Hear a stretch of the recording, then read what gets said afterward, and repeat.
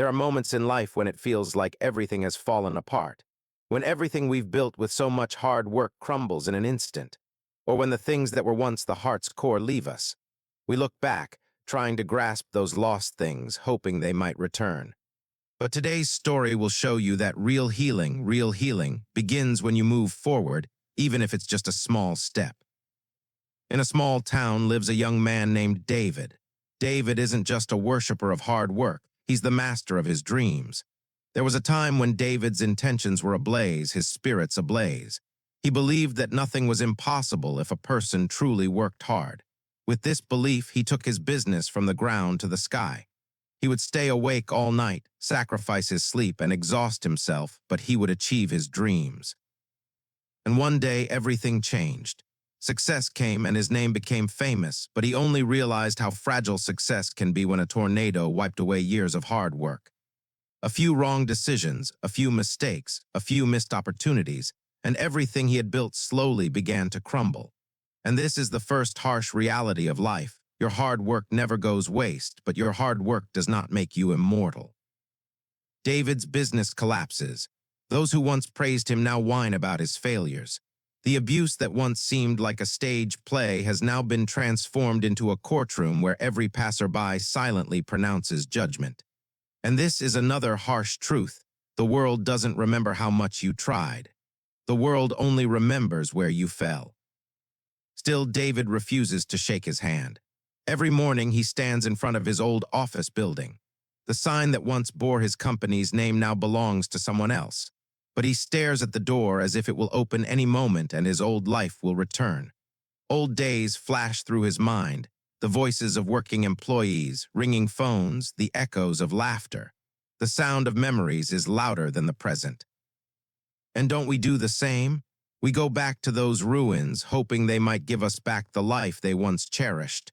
But savages don't make themselves. They just remind us what has happened. At night, David looks over old files, contracts, and plans. He reads numbers that no longer make sense. He thinks that if he can just find one mistake, one decision that ruined everything, maybe everything will be right. But looking back never paves the way forward. Reflection can teach you, but it cannot save you. Still, David clings to the teat. Deep down, he says to himself, maybe I can fix this. Maybe I can start again. But his silence reveals the truth. What broke you will never unite you. David now struggles with himself. By day, he walks the city streets with his head bowed. At night, he stares at the ceiling, thinking. His thoughts swirl around a single truth he refuses to accept: he has failed.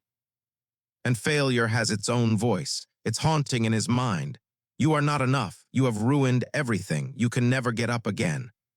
This is the cruelty of failure. It not only steals your business, it also tries to steal your identity. David now avoids people. He feels compelled to meet the friends he used to celebrate with. Every smile seems like a burden. He lives alone, counting his mistakes, confining himself to a shackle of I wish. I wish I hadn't trusted him. I wish I had made a different decision. I wish I had left earlier. But I wish is a prison.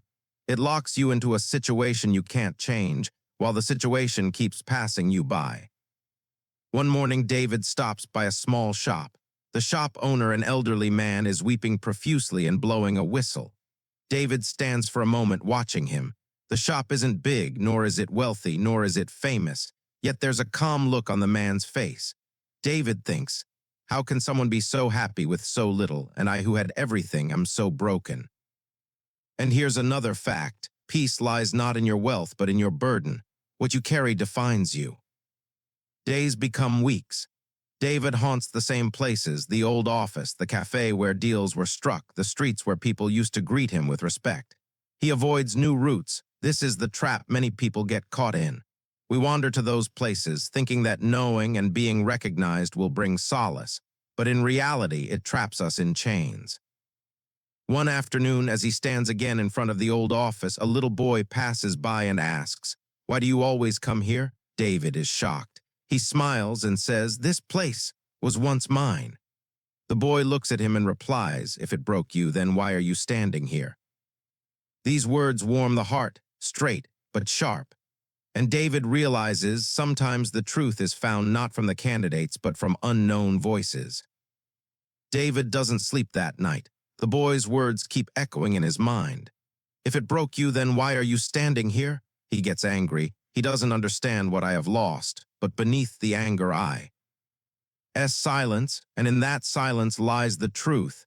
He is still standing at the place where he was broken, waiting for this place to fix him. But broken bones do not heal. They only injure.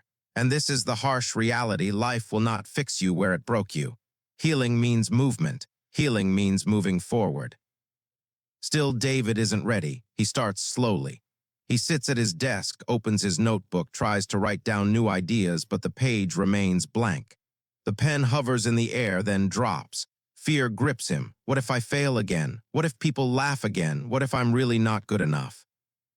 This is the work of fear. It convinces you that trying again is more dangerous than getting stuck. So David closes the notebook. Same old contracts, same old buildings, same old memories. He's alive, but he's no longer alive. And isn't this the same danger we all face? Breathing but ceasing to move. Living in the open of tomorrow, when tomorrow has already fled and moved on. One evening it rains heavily. David stands under the eaves of a closed shop, watching the water fall onto the streets. He sees people running, moving forward despite the storm. But he himself remains where he is. And for the first time, he admits to himself, I'm not moving, I'm stuck. This is the turning point, because healing begins not when you are strong, but when you are truthful. You cannot rise until you admit that you have stopped. The rain has stopped, but David is still standing there under the shop's roof, looking out at the empty streets. First he expresses, I am stuck. And this is the truth that very few people reach. Healing begins when you stop making excuses. The next morning, David visits his old neighbor, Mr. Elias, a retired teacher known for his wisdom in town. Elias is working outside in his small garden, his hands full of dirt, but his face relaxed. David approaches him quietly. I don't know why I came here. He says this while sitting on the red bench. Elias looks at her, then back at the flowers. Sometimes you don't come because you come because you're lost. David takes a deep breath. I failed. I created something that would last forever, but it collapsed. I couldn't let it go. The elderly man leans on his stick. His eyes are sharp. Tell me, David, if a glass breaks in your hand, do you hold on to the pieces, hoping they'll fit back together? Or do you let them go so they don't cut you anymore? David looks at the ground. The answer is clear, but resistance lingers in his heart. And Elias continues, that office, that business, that name, they're broken. You're still in pieces, and until you let go, you'll keep bleeding. That moment, David realizes something he's been ignoring for months. Holding on to broken places doesn't keep them alive. It only keeps you wounded, he says softly. But if I leave, what will I have left? Elias gives a small smile. You survive. And from there, the rebuilding begins. This is a lesson David never saw before. You always treasure what you lose. The next days are not easy, but different. Instead of going back to his old office, David begins to chart a new path. It hurts to turn back, but he pushes forward. And this is the truth. Change begins with the smallest steps, even if they cause pain. He clears his desk, tosses out old contracts, balance sheets, everything. Every piece of paper seems to be part of his identity. But as that paper goes into the trash, it feels lighter. Because this is the principle. Letting go is not weakness. It's making room for new strength. David begins to write. At first, the words are broken: anger, regret, self-reproach. But gradually, new phrases emerge. I'm still alive. I have time. I can try again. David's steps are different now. He no longer stays in his teat's quarters.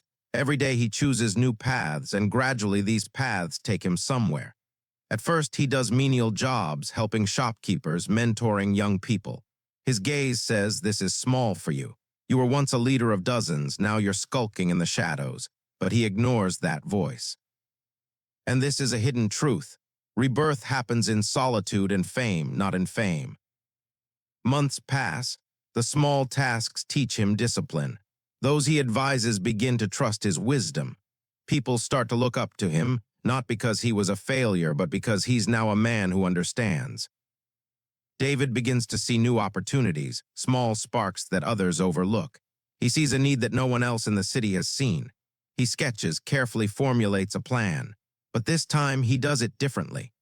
He doesn't want to be big or seek applause. He wants to be strong, determined, and purposeful, because this is the lesson that failure taught him. Failure without wisdom falls, but failure built on lessons remains. A new venture starts slowly. A rented office, a few workers and clients trickle in. But it grows, not overnight, not like before, but firmly like a tree taking root underground. An old fire returns in David, but this time he's composed. He no longer sees failure as proof of his worth. He sees it as a tool to serve, to create, to give back. And this is the big change.